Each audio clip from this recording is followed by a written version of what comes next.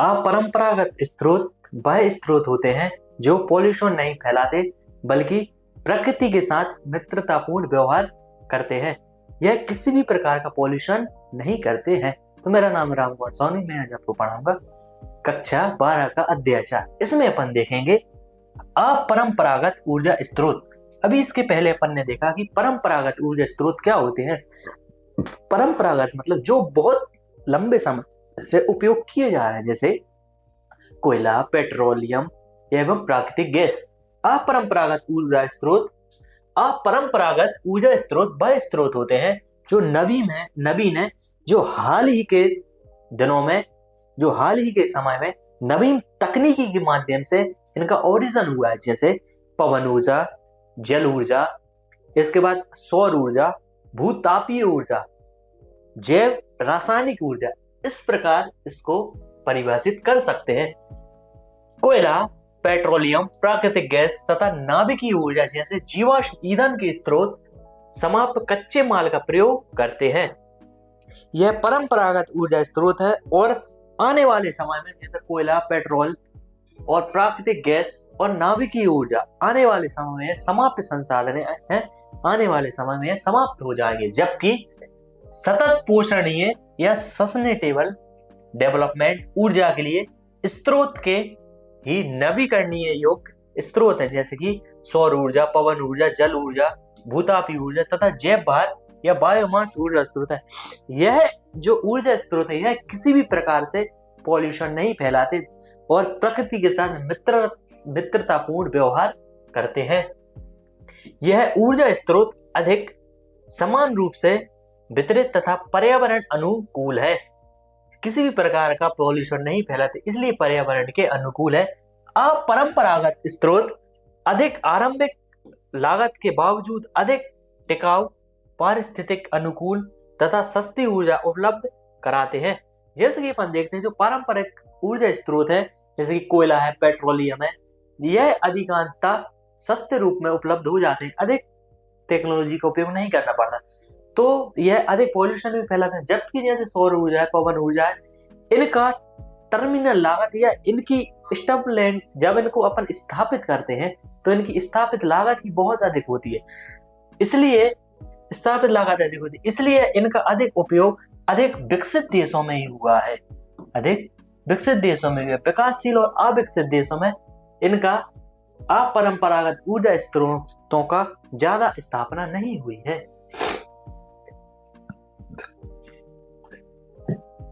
नाभिकीय ऊर्जा के उत्पादन में प्रयुक्त होने वाले महत्वपूर्ण खनिज यूरेनियम और थोरियम हैं।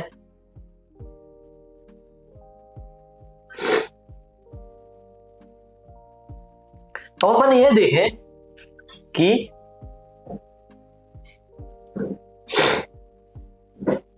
कि जो परंपरागत ऊर्जा स्रोतों में, जैसे कि यदि अपन बात की जाए, किसकी बात की जाए, परंपरागत ऊर्जा स्रोतों में नाभिकीय ऊर्जा की जाए, तो इसमें नाभिकीय ऊर्जा प्रयुक्त होने वाले महत्वपूर्ण खनिज थोरियम है और यूरेनियम है। यूरेनियम कहाँ पर पाया जाता है? यूरेनियम नीचे धारवाड़ सेलों में पाया। धारवाड़ सेल कहाँ पर पाई जाती है? आंध्र प्रदेश प्लस कर्नाटक राज्य में। भौगोलिक रूप से यूरेनियम आयक सिंहभूमि तांबा पट्टी के साथ अनेक स्थानों पर मिलते हैं। सिंहभूमि कहाँ पर है? सिंहभूमि है झारखंड में। अब कुछ यह स्रोत कहाँ पर पाए जाते हैं? राजस्थान में जैसे उदयपुर, मध्य प्रदेश के दुर्ग जिले, महाराष्ट्र के भंडारा, कोला, रत्नागिरी, हिमाचल प्रदेश में कुल्लू जिले में भी पाया जाता है। अब थोरियम एक बहुत ही महत्वपूर्ण स्रोत है। केरल के तटीय क्षेत्रों तथा पुलिन बीच की बालू में मोनोजाइट एवं इनमें नाइट से प्राप्त किया जाता है। भारत में थोरियम सबसे ज्यादा कहां पर पाया जाता है? विश्व में सबसे ज्यादा थोरियम केरल की मोनोजाइट बालू में पाया जाता है। विश्व के सबसे समृद्ध मोनोजाइट निक्षेप केरल के कहां पर है? पलक्कड़ तथा कोलाम जिले, आंध्र प्रदेश के विशाखापट्टनम, उड़ीसा के महानदी क्षेत्रों में पाए जाते हैं। अब अपन ये देखें कि अब इसके रख रखाव कैसा होता है इसका। परमाणु ऊर्जा आयोग की स्थापना 1948 में की गई इसी के संरक्षण के लिए, और इस दिशा में प्रगति 1954 में ट्रॉम्बे परमाणु ऊर्जा संस्थान की स्थापना के बाद हुई, जिसे बाद में 1967 में भाभा परमाणु अनुसंधान केंद्र के रूप में पुनः नामित किया गया। यह भारत में नाभिकीय ऊर्जा के साथ नाभिकीय परीक्षण या जितने भी यूरेनियम, थोरियम, जितने भी परमाणु ऊर्जा से संबंधित जो कार्य हैं वह सभी भाभा परमाणु अनुसंधान केंद्र के द्वारा ही किए जाते हैं। अब भारत में कुछ नाभिकीय ऊर्जा की कुछ परियोजनाएं, जैसे कि सबसे महत्वपूर्ण है तारापुर परियोजना। सबसे पहले इसकी स्थापना की गई है कहाँ की? महाराष्ट्र में। दूसरा है कोटा के पास रावत भाटा, राजस्थान में। तीसरा है कलपक्कम, ये कहाँ पर है? ये है तमिलनाडु में। नरोरा, ये कहाँ पर? उत्तर प्रदेश में। एक है कैगा, कैगा कहाँ पर है? कर्नाटक में। तथा काकरापाड़, गुजरात में यह परियोजना स्थापित की गई है। अब अपन देखें अपरंपरागत ऊर्जा स्रोतों में सौर ऊर्जा। तो सौर ऊर्जा क्या है? सूर्य से प्राप्त होने वाली ऊर्जा को ही सौर ऊर्जा कहा जाता है। अब सूर्य से प्राप्त होने वाली सौर ऊर्जा को फोटोवोल्टिक सेल के द्वारा विद्युत ऊर्जा में परिवर्तित करना ही किसका भाग है? यह है सौर ऊर्जा का भाग। फोटोवोल्टिक सेलों में विपाशित सूर्य की किरणों को ऊर्जा में परिवर्तित किया जा सकता है, जिससे सौर ऊर्जा के नाम से जाना जाता है। जैसे इस प्रकार से यहाँ पर सौर ऊर्जा आई,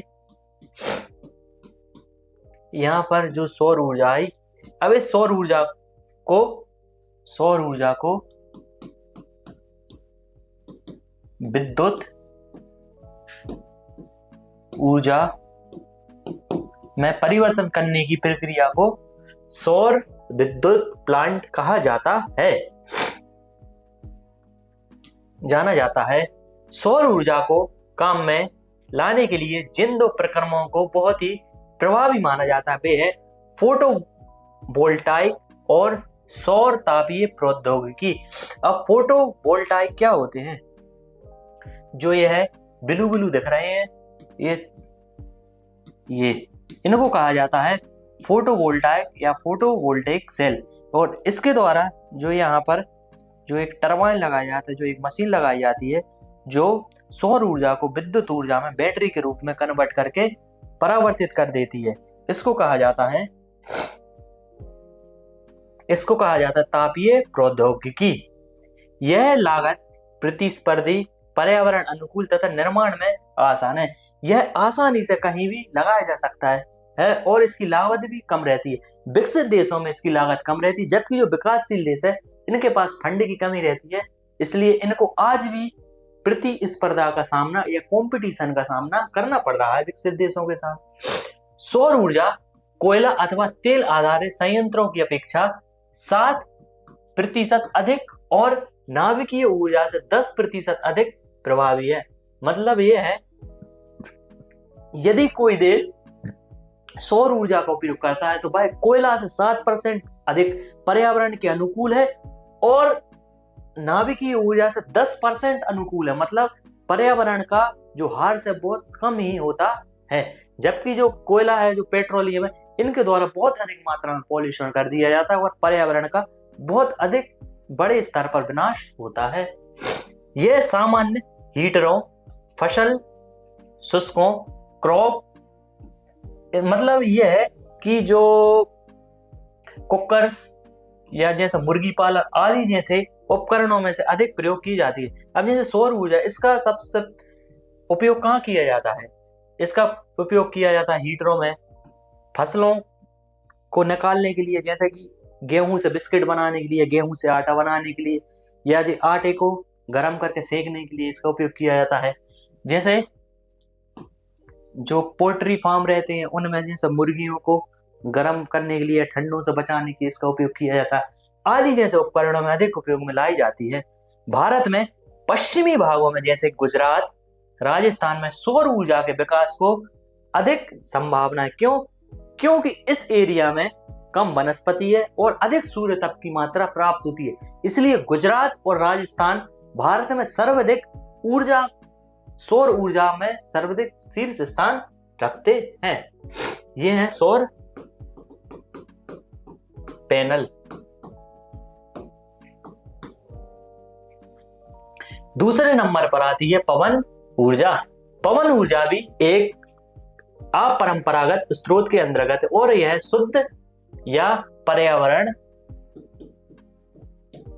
हितैषी मतलब पर्यावरण के अनुकूल मानी जाती है। पर्यावरण ऊर्जा पूर्ण रूपेण प्रदूषण मुक्त और ऊर्जा का असमाप्त स्रोत है। मतलब यह जो ऊर्जा है पवन ऊर्जा, यह किसी भी प्रकार से पर्यावरण को प्रदूषित नहीं करती और ऊर्जा का असमाप्त स्रोत है। पवन कभी भी जब तक धरती है या जब तक पृथ्वी पर पवनें चलती रहेगी, यह कभी भी समाप्त नहीं हो सकती। प्रवाहित पवन से ऊर्जा को परिवर्तित करने के लिए अभियांत्रिकी बिल्कुल सरल है। पवन की गतिज ऊर्जा को टरबाइन के माध्यम से विद्युत ऊर्जा में बदला जाता है। जैसे इस टरबाइन की इस पवन चक्की के पंखों के माध्यम से यहाँ पर एक टरबाइन लगा होता है। इस टरबाइन के माध्यम से यह घूमता है। इसके माध्यम से यहाँ पर एक टरबाइन लगा होता है। टरबाइन से पवन ऊर्जा को विद्युत ऊर्जा में बदला जाता है। सनमार्गी पवनें व पछुआ पवनों जैसी स्थानीय पवन प्रणाली और मानसून पवनों को भी ऊर्जा स्रोतों के रूप में प्रयोग किया जाता है। जैसे पवन ऊर्जा है, पवन ऊर्जा में किन पवनों का योगदान है? पवन ऊर्जा में अधिकांशतः मान के चलो सनमार्गी पवन है, जिनको व्यापारिक पवनें भी कहा जाता है, पछुआ पवन है। इसके बाद कुछ लोकल विंड्स जैसे लू है, चिनूक है, सांताना है, बोरा है, बर्ग है। इस प्रकार की कुछ स्थानीय पवनों के सहारे ही पवन ऊर्जा को उत्पन्न किया जा सकता है। यह है पवन ऊर्जा प्लांट। अब तीसरे नंबर पर आती है ज्वारीय तथा तरंगीय ऊर्जा। समुद्री लहरों के द्वारा जो ऊर्जा उत्पन्न की जाती है उसको ज्वारीय या तरंगीय ऊर्जा के नाम से जाना जाता है। महासागरीय धाराएं ऊर्जा का अपार सीमित भंडार गृह हैं। 17वीं एवं 18वीं शताब्दियों के प्रारंभ से ही अविरल ज्वारीय तरंगें और महासागरीय धाराओं से अधिक ऊर्जा तंत्र बनने के निरंतर प्रयास किए जा रहे हैं। इस प्रकार से जो समुद्रीय तरंग हैं, समुद्रीय तरंगों के माध्यम से ऊर्जा उत्पन्न की जाती है। तो जो समुद्रीय तरंगें जब तट पर आती हैं तो ये वाला जो एरिया है ये यहाँ पर चला जाता है। इस प्रकार से टरबाइन घूमने से किसका ओरिजिन होता है? ज्वारीय तरंग ऊर्जा का उत्पादन किया जाता है। भारत के पश्चिमी तट पर बृहद ज्वारीय तरंगें उत्पन्न होती हैं। क्यों? भारत के पश्चिमी तट पर बृहद ज्वारीय तरंगें क्यों उत्पन्न होती हैं? क्योंकि पश्चिमी तट अरब सागर वाला है और अधिक खुला सागर है। अधिक खुला सागर होने के कारण और चूंकि पश्चिमी तट पर क्या काम है? पश्चिमी तट सकरा तट है और पश्चिमी तट पर महाद्वीपीय मग्न तट बहुत सक्रिय हैं। इस कारण से जो तरंगें आती हैं वो बहुत ऊंची ऊंची आती हैं, इनका वेग बहुत अधिक होता है। इस कारण से पश्चिमी भाग पर संभावना अधिक है। यद्यपि भारत के पास तटों के साथ ज्वारीय ऊर्जा विकसित करने की व्यापक संभावना है, परंतु अभी तक इसका उपयोग नहीं किया गया। भारत में ज्वारीय ऊर्जा का बहुत ही कम उपयोग किया गया है। सिर्फ तमिलनाडु का एक छोटा सा क्षेत्र है, वहां पर एक ज्वारीय ऊर्जा का प्लांट लगाया गया था, लेकिन उसको अभी तक चालू नहीं किया। क्यों? क्योंकि इसमें लागत बहुत अधिक आती है। इस कारण से भारत सरकार के द्वारा इस पर व्यय अभी तक नहीं किया गया। अब भूतापीय ऊर्जा। भूतापीय ऊर्जा किसे कहते हैं? भू मतलब होता है पृथ्वी, तापीय मतलब होता है ताप। मतलब जो पृथ्वी से जो ऊर्जा निकलती है या जो पृथ्वी से ताप निकलता है उसके द्वारा ताप से विद्युत ऊर्जा में परिवर्तित करने को ही भूतापीय ऊर्जा कहा जाता है। जैसे कि ये है, यहां से कुछ निकल रहा है, पृथ्वी की गर्मी बाहर निकल रही है। अब इसी के द्वारा यहाँ पर एक प्लांट लगा दिया है, इस प्लांट से गर्मी आई और यहाँ टरबाइन के माध्यम से विद्युत में परिवर्तित कर दिया गया। जब पृथ्वी के गर्भ से मैग्मा निकलता है तो अत्यधिक ऊष्मा निर्मुक्त होती है। इस ताप ऊर्जा को सफलतापूर्वक काम में लाया जा सकता है और इसे विद्युत ऊर्जा में परिवर्तित किया जा सकता है। इसके अलावा गीजर कूपों से निकलने वाले गर्म पानी से ताप ऊर्जा पैदा की जा सकती है। इसे लोकप्रिय रूप से भूतापी ऊर्जा के नाम से जाना जाता है।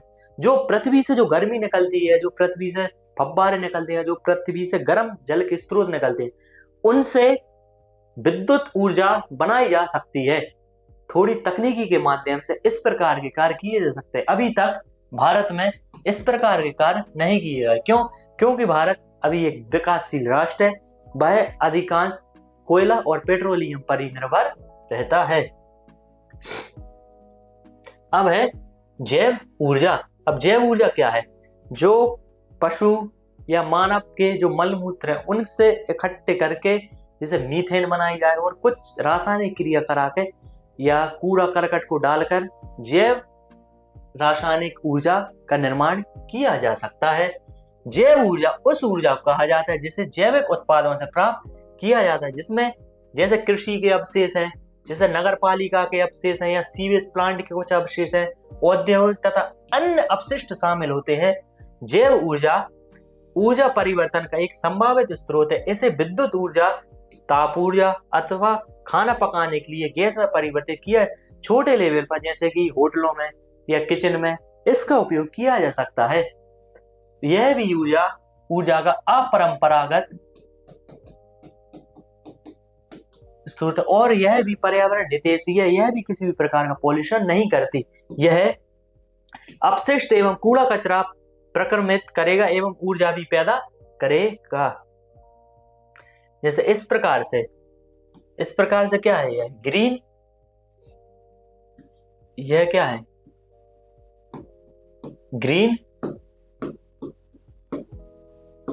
इसको जैव ऊर्जा को ग्रीन एनर्जी बोला जाता है। क्यों? क्योंकि इसमें प्रकृति द्वारा प्रदत्त जितने भी वस्तु हैं, प्रकृति द्वारा कूड़ा करकट को उनको सभी को मिक्सचर कर उनके द्वारा एक कंपोजिट गड्ढा में डाल दिया था और समय के साथ उसमें प्रक्रिया कर ये ग्रीन एनर्जी या जैव रासायनिक ऊर्जा निर्मुक्त की जाती है। इस प्रकार अपन देखते हैं कि ऊर्जा के अपरंपरागत स्रोत पर्यावरण के हितैषी होते हैं और वे किसी भी प्रकार के पॉल्यूशन नहीं फैलाते। यदि किसी भी देश को अधिक विकसित होना है तो सबसे महत्वपूर्ण बात है कि उस देश में इस प्रकार की एनर्जी जरूर होना चाहिए और आगे विकासशील से विकसित देश बनने के लिए यह ऊर्जा के अपरंपरागत स्रोतों का विकास करना बहुत ही जरूरी होता है। तो इसी प्रकार से डेप्थ में पढ़ने के लिए हमारे फ्यूपी एजुकेशन के ऐप को अभी प्ले स्टोर से डाउनलोड करें और आप हमें रिव्यू देकर बताएं और हम आपके लिए क्या बेहतर कर सकते हैं। यदि आपको वीडियो पसंद आए तो वीडियो को लाइक करें, चैनल को सब्सक्राइब करें और वीडियो पर कमेंट जरूर करें। Thank you.